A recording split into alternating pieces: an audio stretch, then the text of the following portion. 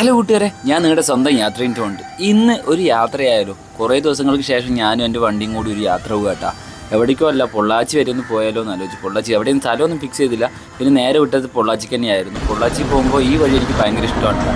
അത് കഴിഞ്ഞ് നേരെ പോയത് അടുത്ത കുറച്ച് 4 പേർക്കുള്ള ഫുഡ് മേടിക്കാൻ വേണ്ടിയാണ്. 160 രൂപ എടുത്തൊരു 4 പേർക്ക് ഫുഡ് മേടിച്ചിട്ടാണ്.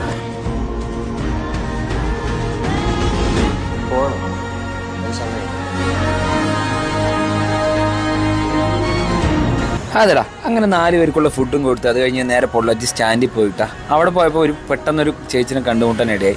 ആ ചേച്ചിക്ക് എൻ്റെ കയ്യിലുള്ളൊരു 500 രൂപ കൊടുക്കാൻ ഞാൻ തീരുമാനിച്ചിട്ടാ. കഷ്ടപ്പെട്ട് ജീവിക്കണമുണ്ട് തന്നെ ചേച്ചിനെ കൊണ്ട് ഞാൻ പറഞ്ഞു, ഇഷ്ടമുള്ള സാധനങ്ങൾ ഇഷ്ടമുള്ള ആൾക്കാർ കൊടുത്താൽ ഫ്രീ ആണ് പറഞ്ഞു കൊടുക്കുമെന്ന് പറഞ്ഞിട്ടാ.